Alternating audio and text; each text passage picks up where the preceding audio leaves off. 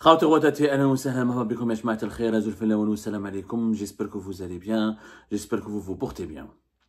Nous avons récupéré un document extrêmement important qui résume les travaux ou l'ordre du jour et les décisions d'une réunion qui s'est tenue le 17 juillet dernier sous la présidence de M. Rezik. M. Kamal Rezik, qui est ministre du Commerce extérieur, qui est devenu donc, en réalité, le Premier ministre et le vice-président de l'Algérie, puisque c'est lui qui dirige les réunions ministérielles les plus importantes concernant les décisions économiques stratégiques ayant un impact direct sur la vie du citoyen, comme sur le train de vie de l'État ou sur les recettes et les rentrées fiscales de l'État algérien. Nous sommes censés avoir un Premier ministre qui s'appelle Nadir Arbaoui. Et bien Nadir Arbaoui ne fout rien, ne sert à rien. Le vrai Premier ministre et le vrai vice-président, l'homme le plus puissant, le deuxième homme le plus puissant du pays aujourd'hui, c'est Kamal Rezik, et ça se confirme de jour en jour. Kamal Rezik, donc, le 17 juillet dernier, selon le document que nous avons récupéré, a présidé une réunion interministérielle concernant des nouvelles mesures. Alors, le 9 juillet 2025, Kamal Rezik, il impose aux banques algériennes des mesures strictes concernant le contrôle des importations du pays. Le 17 juillet 2025, Kamal Rezik, avec le document que nous avons obtenu, c'est un document du ministère des Transports. Ça, c'est la première page de ce document, du ministère des Transports. Ce document que nous avons intitulé « Urgent, important et urgent », nous explique que le 17 juillet 2025, une réunion importante s'est tenue au siège du ministère du Commerce extérieur, qui regroupe plusieurs ministères importants, dont le ministère des Transports, le ministère des Finances, le ministère de l'Industrie, le ministère de l'Agriculture. Pratiquement tous les ministères les plus importants du gouvernement ont été convoqués pour une réunion importante au siège du ministère du Commerce extérieur, chez M. Kamal Rezik. Le document, on l'a récupéré au cours de nos investigations. Moi, je dis rien. Alors, je vais vous donner un résumé de ce document-là. Donc, en se basant, regardez ce que dit ce document. En se basant sur les conclusions de la réunion de coordination tenue par le ministère du Commerce extérieur le 17 juillet 2025, relative à l'évaluation des autorisations d'importation dans le cadre du programme prévisionnel pour le second semestre de l'année 2025, et suite aux observations émises par les départements ministériels concernés, concernant certains opérateurs économiques qui importent pour leur propre compte dans le cadre d'opérations et d'importations à des fins personnelles, sans justification claire de leurs besoins réels, nous vous informons de ce qui suit. Donc, ce document du ministère des Transports confirme qu'une réunion s'est tenue, une réunion de coordination. Elle ne s'est pas tenue au bureau du Premier ministre. Elle ne s'est pas tenue à la présidence de la République, sous l'égide du président. Elle s'est tenue au niveau du ministère du Commerce extérieur, chez Kamal Rezik, qui l'a dirigé. Donc c'est Kamal Rezik, c'est lui qui a le dossier du contrôle des importations du pays.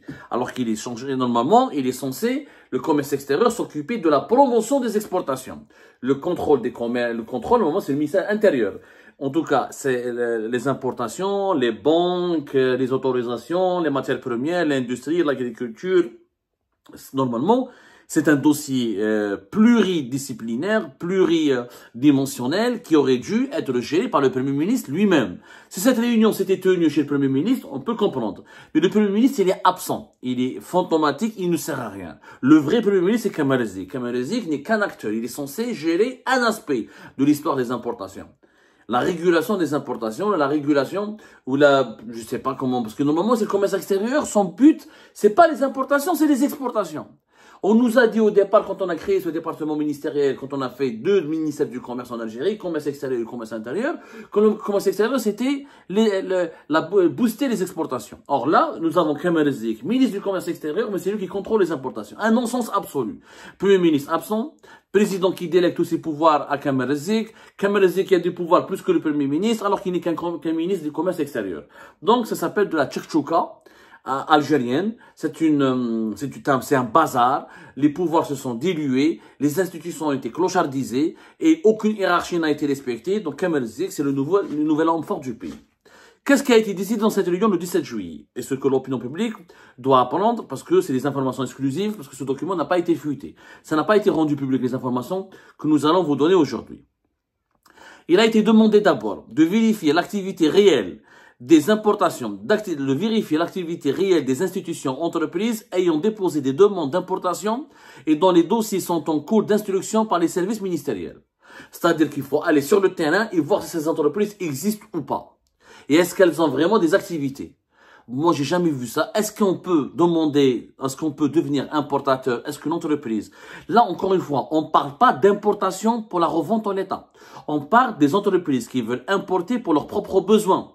C'est-à-dire pour la matière première ou des équipements industriels pour leur propre production.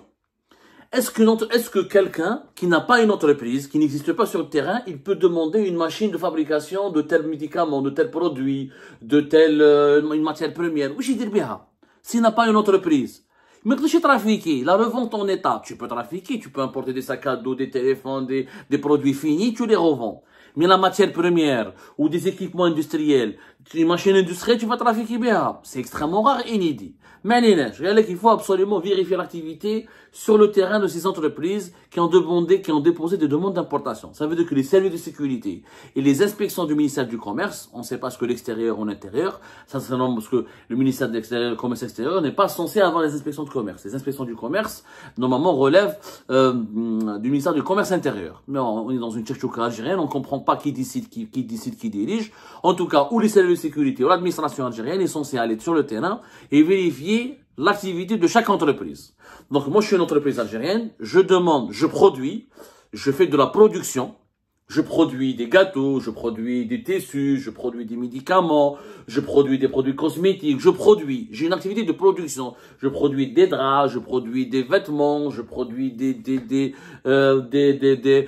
matériels électroménagers. Je demande il me faut de la matière première ou il me faut des composantes ou des pièces pour entretenir mes machines ou une nouvelle machine pour ma production. Il faut que, en parallèle de ma demande d'importation, il faut que je subisse un contrôle de la part des services de sécurité ou des autorités algériennes pour savoir si j'existe. Yo, subhanallah. Une entreprise algérienne, comment savoir si elle existe? Est-ce qu'elle paye ses cotisations? Est-ce qu'elle paye ses impôts? Est-ce qu'elle paye ses taxes? Et à partir du moment où elle paye les cotisations salariales, les cotisations patronales, et elle paye l'impôt sur les sociétés, c'est qu'elle existe. L'administration fiscale, t'as pas besoin de mobiliser les services de sécurité ou de mobiliser les services de contrôle de commerce. L'administration fiscale, elle a une base de données. Telle entreprise, elle déclare ses impôts, elle déclare la CNAS, elle paye les cotisations salariales, elle paye les cotisations patronales. Donc elle existe. Quand il va créer une entreprise, il va payer les impôts, il va payer les charges, mais il ne يخدمش. كيف هذا مهبول؟ هبل هذا مريض. C'est-à-dire, moi je deviens fou, je crée une entreprise, je paye les charges, mais je travaille pas. Ça n'a aucun sens. Et pourquoi ils ont fait cette mesure? Ils le disent, il faut d'abord encourager la production nationale et rationaliser les importations en se basant sur la demande réelle du marché. Comment tu vas encourager la production nationale si tu emmerdes les producteurs, si tu les embêtes, si tu les soumets à des contrôles permanents et tu les soumets à des interdictions permanentes? Maintenant, il faut que les services de sécurité ou l'administration aillent enquêter sur place pour vérifier l'activité réelle de ces institutions, de ces entreprises. Ou le produit, ou les contrôles. Déjà de 2020, depuis 2024, les problèmes. L'Algex, les autorisations, changement de registre de commerce, changement de loi, les lois de finances, les redressements fiscaux, les contrôles pour les employés, la loi anti-spéculation, les contrôles pour les déclarations sociales. Il n'y a que des restrictions. L'accès au crédit est devenu compliqué, l'accès au foncier est compliqué. Les entreprises algériennes n'ont jamais subi autant de difficultés, de contrôle, d'autorisation, d'obligation d'avoir des licences, d'obligation d'accomplir des démarches, n'ont jamais été aussi surveillées. Mais, cette fois-ci, ils vont être encore plus surveillés, puisqu'il faudra vérifier s'ils existent réellement. J'ai jamais vu un pays où les entreprises payent des impôts, font des déclarations sociales, ont des sièges, mais l'État doit vérifier quand même si ces entreprises existent. C'est très nouveau, c'est inédit, c'est algérien. Dans le cas où il y aurait des doutes sur l'activité de ces entreprises, il est impératif de coordonner avec les inspections des secteurs ministériels concernés, notamment les finances et les impôts, voilà, afin de vérifier la véracité des documents fournis pour garantir la validité à la demande d'importation. Donc, pourquoi vous allez sur le terrain si vous avez les impôts directement pour qu'ils vont vous dire si cette entreprise existe ou pas. C'est pas grave. Qu'est-ce qu'il faut faire? Kamel Ezeg, lors de cette réunion, a demandé à tous les départements ministériels de faire ceci. Vérifier l'existence réelle et effective des établissements ayant présenté des demandes d'importation et leur présence dans les états d'activité fournis par les inspections fiscales ou les inspections sectorielles dans le cadre du dossier d'importation. Vérifier la mention explicite de l'activité d'importation dans le registre de commerce et s'assurer que les établissements sont enregistrés dans la base de données du ministère du Commerce extérieur et de la régulation du marché, qui indique que les opérations d'importation à des fins de vente ou de production doivent être conformes aux règles du marché national. Toute activité commerciale fictive ou indirecte est strictement interdite.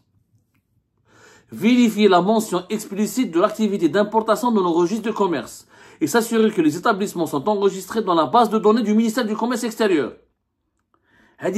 Il faut vraiment que tu aies un code de commerce qui te permet, un registre de commerce qui te permet d'importer et que tu sois inscrit dans la base de données du ministère du Commerce extérieur.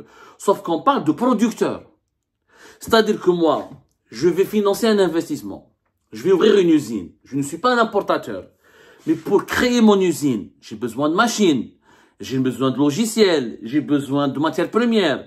Donc, je dois les ramener de l'étranger. Si je ne suis pas dans la base des données des entreprises déjà existantes, donc, et si je n'ai pas dans mon registre de commerce un code qui me permet d'importer, je ne peux pas travailler. Donc, pour faire mon investissement, je dois me rapprocher du ministère du Commerce extérieur, demander mon inscription dans une base de données et avoir un certain code. Donc, c'est des démarches bureaucratiques extrêmement complexes en Algérie parce qu'il faut, comme le dit le document, il faut des contrôles, il faut des enquêtes, etc. Alors que, je suis une entreprise, je veux investir. Les banques, normalement, ils chauffent mon projet, mon business plan, ma ligne de crédit, mon compte financier, mon capital, etc.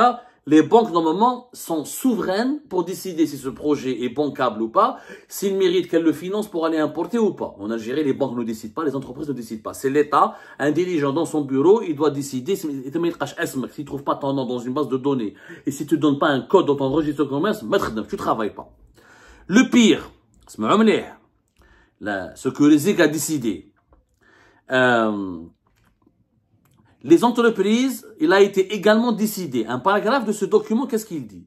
Il a également été décidé dans le cadre de cette opération que les importations des établissements économiques en particulier, ceux qui ont présenté des demandes de nouvelles pour la première fois et qui n'ont pas été inclus dans le programme initial, devront faire l'objet d'un visa. Visa, mais j'ai même pas une demande, une licence, un visa simple, comme proche Schengen, voyager ou on dirait que les entreprises algériennes sont traitées par une autorité étrangère. On dirait que le gouvernement algérien considère les entreprises pas comme algériennes. Il considère les entreprises algériennes comme des entités étrangères. Les entreprises qui n'ont pas demandé, qui n'ont jamais importé auparavant, et qui vont importer pour la première fois, et qui n'ont jamais donné un programme, d'importation. Il faut qu'ils obtiennent un visa de la part des secteurs ministériels concernés. S'il s'agit d'une entreprise dans l'agroalimentaire, il faut que le ministère de l'Industrie ou celui de l'Agriculture, ça dépend de quelle activité. S'il s'agit de l'industrie pharmaceutique, il faut un visa de la part du ministère de la Santé. S'il s'agit du numérique, ou là, je ne sais pas quel ministère à qui il faut s'adresser, parce qu'on travaille en Algérie. Il y a des activités économiques, tu peux relever de l'industrie et de l'agriculture. Tu peux relever de la santé et de l'industrie pharmaceutique. Tu peux relever de l'industrie et des finances. Tellement le millefeuille bureaucratique en Algérie il est compliqué. Donc il faut un visa de la part des départements ministériels dont relèveraient les activités de cette entreprise. Ensuite, il faut une note, un visa et l'ajout d'une note sur l'état d'avancement de la réalisation du projet, avec une vérification du projet avant sa concrétisation effective. Attendez. Tu es une nouvelle entreprise, tu dois importer ta matière première, ou tu dois importer des machines ou des équipements pour ton activité de production. Il faut un visa de la part du ministère qui est considéré comme ta tutelle. En plus, une note sur l'état d'avancement de ton projet. Mais je ne peux pas commencer mon projet si j'ai pas les équipements et la matière première pour le commencer. Donc, comment mon projet va avancer si j'ai pas la matière première pour produire et si j'ai pas certains équipements de production pour produire? En plus, il faut une vérification du projet avant sa concrétisation. Comment tu peux vérifier un projet qui n'a pas été concrétisé? Fahamni par la mesure. Comment un État peut vérifier un projet qui n'a pas été concrétisé? Je suis une usine de sacs à dos, par exemple. لازم لي des machines باش نخدم les sacs à dos. لازم لي quelques tissus, quelques matières premières. Je peux pas tout trouver sur le marché algérien.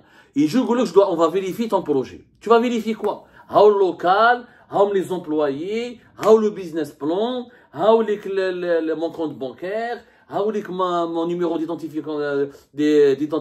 mon numéro d'identification fiscale. Comment je peux travailler?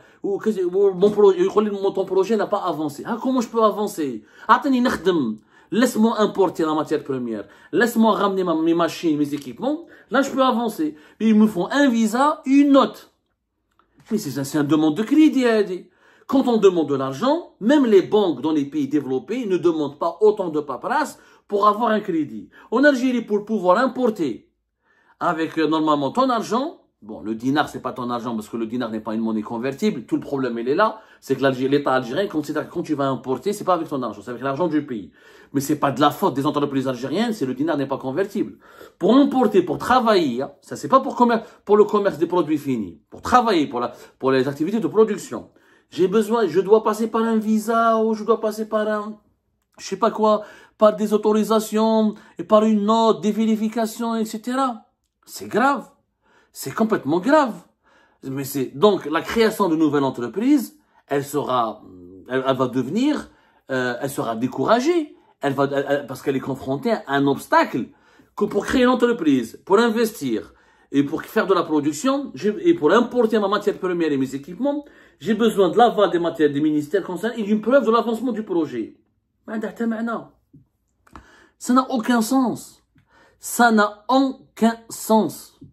Nous sommes en train de saboter l'activité économique de notre pays. D'un côté, on demande aux importateurs de cabas qui ne produisent pas, qui ne recrutent pas, qui ne créent pas de richesse, on leur facilite la vie, on leur donne des droits de douane à 5%, et une simple carte d'auto-importateur, ils peuvent aller à la BEA importer ce qu'ils veulent, mais les entreprises qui créent des richesses, qui créent des emplois, qui payent des impôts, qui produisent, qui font de la production locale, qui alimentent la croissance économique, on les emmerde avec des vérifications, des visas, des autorisations, des contrôles et des complications à n'en jamais finir. Comment voulez-vous qu'on développe un pays de cette manière? Comment voulez-vous qu'on développe un pays avec une telle gestion archaïque, autoritaire, dictatoriale et inutile, idiote? On s'attaque aux producteurs, non? C'est pas les importateurs de produits finis. Je mets le cabas, on leur facilite la vie et les producteurs, on leur complique la vie. Mais j'ai l'impression que les dirigeants algériens actuels, Kamel Rezek ou tous sont payés pour saboter l'Algérie. Ils sont payés, ils sont payés pour saboter l'Algérie. On est dans le sabotage. C'est sabotage. Il n'y a pas un autre mot. Il y a encore une autre partie de ce document qui est encore plus grave et qui va créer beaucoup de problèmes et beaucoup de troubles dans l'économie algérienne. Mais j'en parlerai plus tard dans une autre émission. Je vous laisse au moins digérer ce qui est très difficile à digérer parce que je suis sûr que vous aurez une indigestion psychologique et intellectuelle à la fin de cette émission.